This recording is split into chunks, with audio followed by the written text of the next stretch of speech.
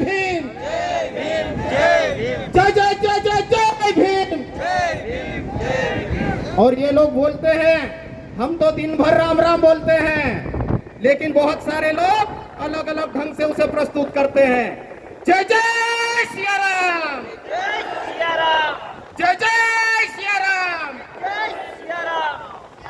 दो बात और, एक तो भारत देश खतरे में है, भारत देश का संविधान खतरे में है और इस देश का लोकतंत्र खतरे में है। मैं एक ही बार नारा लगाऊंगा क्योंकि टाइम की बर्बादी नहीं करना है। भारत देश की रक्षा कौन करेगा? हम करेंगे, हम करेंगे। मुट्ठी बंद करके पूरी ताकत से नाभि से आवाज आना चाहिए। माननीय जीतू भैया और माननीय केंद्रीय नेतृत्व को लगना चाहिए कि हम सब तैयार हैं इस देश की रक्षा के लिए, संविधान की रक्षा के लिए, लोकतंत्र की रक्षा के लिए। भारत देश की रक्षा कौन करेगा? हम करेंगे, हम करेंगे। संविधान की रक्षा कौन करेगा? हम करेंगे, हम करेंगे। लोकतंत्र की रक्षा कौन करेगा? हम करेंगे, हम करेंगे। शुक्रिया। आज हम जिस मकसद के लिए उपस्थित हुए हैं, जहां पर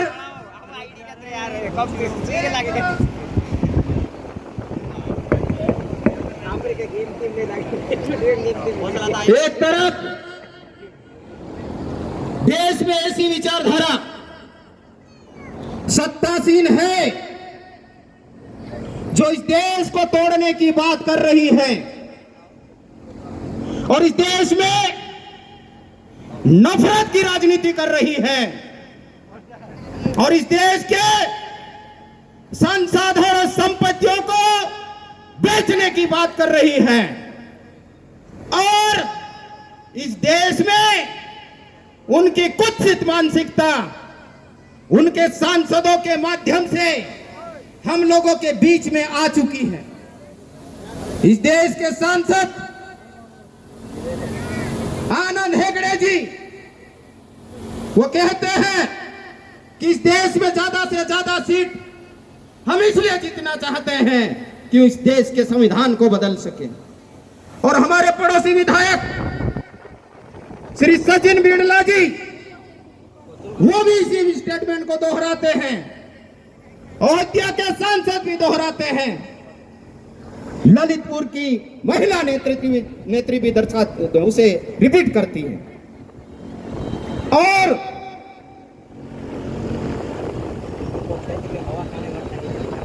इस देश में जो षड्यंत्र रच रहे हैं उसमें यदि सच्ची बात कहने के लिए निकलते हैं तो उनकी आवाज को बंद करने का काम किया जा रहा है।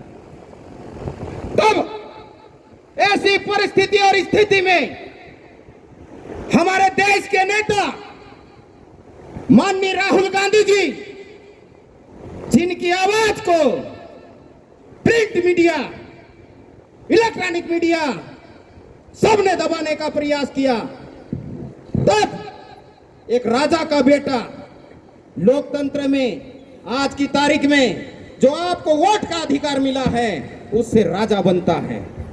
जिनके परिवार में 3 प्रधानमंत्री हुए, ऐसी शख्सियत पैदल यात्रा करके कन्याकुमारी से कश्मीर तक के लिए निकल पड़ते हैं और यह यात्रा करके आपके मणिपुर से बॉम्बे तक के लिए निकलते हैं और गांव-गांव, गली-गली, मोहल्ले, सड़क पर चल के ऑटो रिक्शा वालों से बात करके, ट्रक ड्राइवर से बात करके, हम्मालों से बात करके, मजदूरों, किसानों, नारी शक्तियों से बात करके, सरकारी कर्मचारी और व्यापारी वर्गों से बात करके उनके दर्द, व्यथा और पीड़ा को जान के आज लोकतंत्र के इस पावन पर्व में हम पूरी कमर कस के इस चुनाव में तैयार हुए हैं और देश की जनता तैयार हो चुकी है कांग्रेस के पक्ष में वोट करने के लिए। इस देश में फिर से मोहब्बत की राजनीति खड़ी करने के लिए हमने देख लिया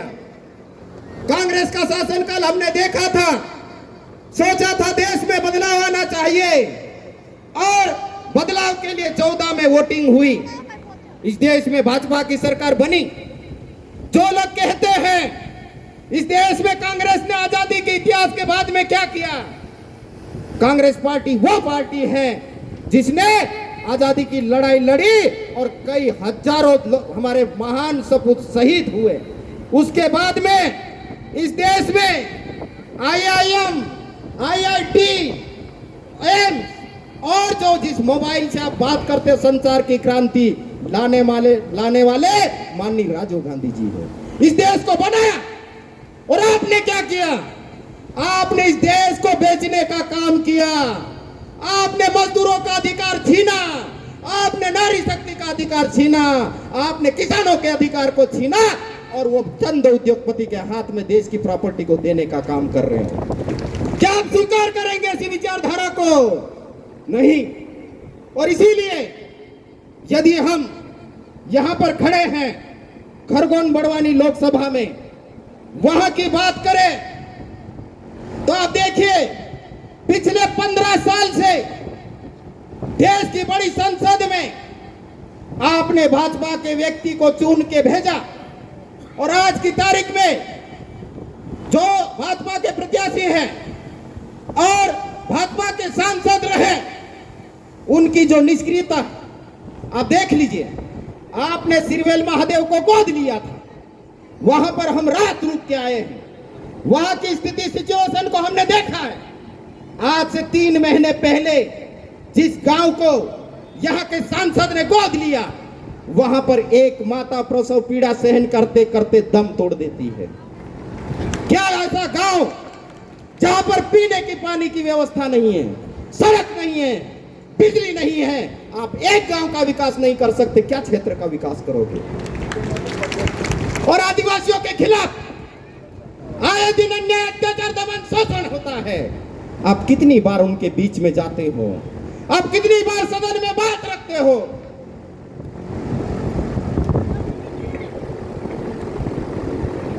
तो ये जो हालात हम सब जान रहे, समझ रहे और हम सिर्फ चुनाव लड़ रहे हैं तो लोगों के बीच में जा रहे, ऐसा नहीं है। बचपन से जो लकड़ी बेचने वाला जीवन है मेरा, जो घास बेचने वाला जीवन है, जो मजदूरी करने वाला जीवन है, जो किसानी का जीवन है और 20 साल की शासकीय नौकरी करने के बावजूद भी जनता के बीच में इस इलाके में गांव गांव शहर शहर फिर घूमने का मेरा अनुभव है। मैं जानता हूं यहाँ की नब्ज को, मैं समझता हूं यहाँ की नब्जों को, यहाँ के दर्द को और यहाँ के जितने नेता बनते हैं ना भाजपा के लोग, उनकी भी पूरी चीजों को मैं जानता हूं। तो ये लोग जब हमारा टिकट डिक्लेयर हुआ था तो कहते थे कि बढ़िया हुआ, एक नए छोरे को लेके आ गए, सरकारी नौकरी छुड़वा के लेके आ गए। मैं कहना चाहता हूं ये नौकरी मैंने किसी के कहने पे नहीं छोड़ी है। मेरा प्रण था कि 20 साल की शासकीय सेवा करूंगा और उसके बाद में मेरा पूरा जीवन परिवार को छोड़ के पूरे समाज और देश के लिए समर्पित करूंगा और मैंने समर्पित किया। और उसी का सम्मान आज इस देश की सबसे बड़ी लोकतांत्रिक पार्टी भारतीय कांग्रेस पार्टी ने मुझे एक छोटे से किसान के बेटे को, गरीब के बेटे को टिकट दिया, खरगोन बड़वानी लोकसभा का उम्मीदवार बनाया। जब एक नौजवान युवा अपना पूरा जीवन समाज और देश के लिए समर्पित करता है तो आप लोगों से क्या मांग रहा है? वो सिर्फ आपका अभिमत मांग रहा है, आपका वोट मांग रहा है। क्या आप दोगे? और बात करना है आप लोगों को कि ये जो युवा पद प्रतिष्ठा पैसे के लिए इस पॉलिटिक्स में नहीं आया है, बदलाव के लिए आया है और राजनीति में बदलाव के लिए आया है। इसलिए यहाँ के भाजपाइयों को भी कह दीजिए कि आपने 15 साल तक वोट देके आपके नेता को देखा, अब हमारे नेता को, कांग्रेस पार्टी की नेता को एक बार वोट देके देखिए, इनकी काम की जवाबदारी गारंटी हम लेते हैं। आप लोग कहेंगे कि या नहीं कहेंगे? आप लोग अपने नातेदार, रिश्तेदार, मित्र में, पड़ोस के घर और गांव में निकल पड़िए। ये समाज और देश का बेटा हाथ जोड़ के विनती कर रहा है, आपसे मात्र 21 दिन मांग रहे हैं। कितने? 21 दिन। विद्यार्थी अपनी पढ़ाई को ठीक है, परीक्षा हो तो कोई बात नहीं, लेकिन पढ़ाई को छोड़ के 21 दिन मुझे दीजिए, कांग्रेस पार्टी को दीजिए। मजदूर 21 दिन दीजिए, किसान 21 दिन दीजिए, सरकारी कर्मचारी अपने घर में बात कीजिए, अपनी आचार संहिता में रहिए।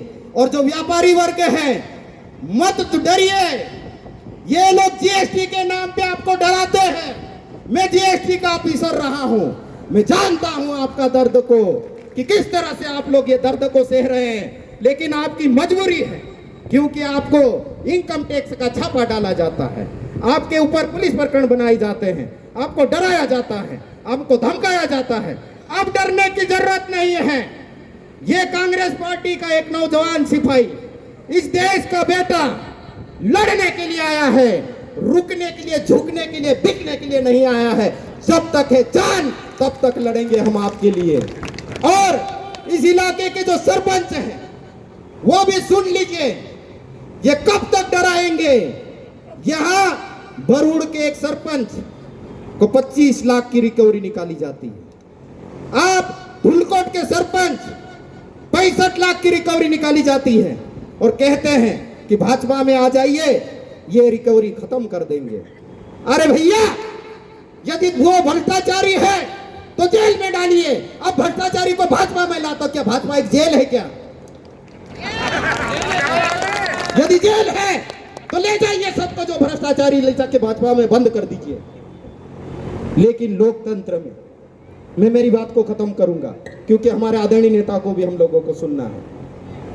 ये लोग बोल रहे हैं इस देश में कि अब की बार 400 पार, शाबाश। लेकिन देश की जनता, भैया मैं कह रहा हूं, ये देश की जनता कह रही है कि अब की बार भाजपा सत्ता से बाहर। सही बोल रहा हूं मैं? और मेरी दीदियां, नारी शक्तियों, वो आपको भाई और बहनों कहने वाला आपका मामा, जिसने विधानसभा चुनाव में आपसे वादे किए थे, यस, विधानसभा में वादे किए थे, 1200 रुपए चुनिंदा बहनों के खाते में डाले थे और 3000 के वादे चुनाव के बाद में डालने के किए थे। ये मेरी माता बहनें बैठी है, बताइए कितनी बहनों के खाते में 3000 रुपए आ रहे हैं? नहीं आ रहे हैं। उन्होंने पिक्चर फिल्म किस पर्दे से मामा को गायब कर दिया है और इन्हें हिम्मत नहीं है, इसलिए भाजपा की गारंटी की बात नहीं करते हैं, ये मोदी की गारंटी की बात करते हैं। उनकी रीति और नीति ऐसी है कि आने वाले समय में हो सकता मोदी को भी पिक्चर फिल्म से बाहर कर दे। तो साथियों, ये वक्त बदलाव का है, ये वक्त नाजुक है। आप लोग मेरा साथ दीजिए, कांग्रेस पार्टी का साथ दीजिए। ये समाज का बेटा, देश का बेटा, जो घर बार छोड़ के अकेले रह रहा है, वो आपसे वादा करता है कि यदि आपने 13 तारीख को पूरे खरगोन बड़वानी लोकसभा क्षेत्र के पूरे 2245 बूथों से प्रचंड बहुमत से मुझे आशीर्वाद देते हैं, तो हम मोदी जैसी गारंटी की बात नहीं करते, लेकिन हमारे सम्मानी मंच की उपस्थिति में इस बात की गारंटी जरूर देते हैं कि चाहे मजदूर की बात हो, किसान की बात हो, व्यापारी की बात हो और नारी शक्ति की बात हो, किसी भी वर्ग की बात हो, ये आपका बेटा पूरी ताकत के साथ में उस सदन में आवाज उठाएगा। दूसरी जो गारंटी हमारी है कि आपके सुख दुख में जो भी हमको पावर मिलेंगे सांसद निधि के माध्यम से, और हमारी सरकार देश में बनने जा रही है, चिंता मत करना। जहां जहां जरूरत पड़ेगी हमारी टीम के माध्यम से आपके साथ में उपस्थित रहेंगे। जहां जरूरत पड़ेगी ये पोरलाल खरते आपके सम्मुख हाजिर होगा, आपके सवालों का जवाब देगा, आपकी समस्याओं का समाधान करने के लिए हमेशा हमेशा के लिए तत्पर रहेगा। और आखिरी बात कि ये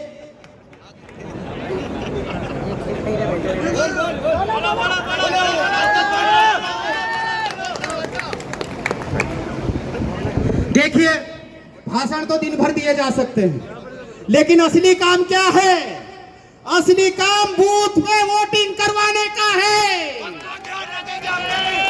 आप लोग तैयार हो क्या? ये रिजल्ट भैया आज आपको दिख गया। ये रिजल्ट हम 4 जून को पूरे गांव-गांव में, शहर में, जैसे हम प्रचार में जा रहे ढोल मांदल के साथ में हमारा स्वागत कर रहे हैं 4 जून को, क्योंकि ये खरगोन बड़वानी लोकसभा का चुनाव पोरलाल खरते या कांग्रेस पार्टी नहीं लड़ रही है। ये खरगोन बड़वानी लोकसभा का चुनाव यहाँ की आम जनता और कांग्रेस पार्टी का एक एक कार्यकर्ता लड़ रहा है। जीत होगी तो खुशियां भी गांव-गांव में मनाई जाएगी और नाचेंगे भी हम सब लोग मिलके। तो रिजल्ट आएगा हमारे फेवर में, आएगा आएगा आएगा आएगा। आखिरी मार भाई ने बोणस्यो हाथ जोड़ीन तुम काचे कोयरी में दादा है ने, मारे लिए तो करो या मरो वाली स्थिति है। ये सब जान रिया, आखा में के लड़ रिया, घर वाला से लेकर सब कि आखो घर बार छोड़ी नौकरी छोड़ी तो आई रही हो। इन समाजन में ये झुंड लागतो ये घना गांडा छे। बाकी में से का जे विश्वास छे दादा, मारा बोहणसिया ने, मार काकीस ने, मार भाभीस ने, मार भाईस ने, मार काकास ने, मार बाबा आखा में दिन काम कर से इन में से का जे आशीर्वाद आपसे आपसो कि नहीं आपसो 6 तारीख આપણો ભગાટા પડતો ટેન્શન માં લઈ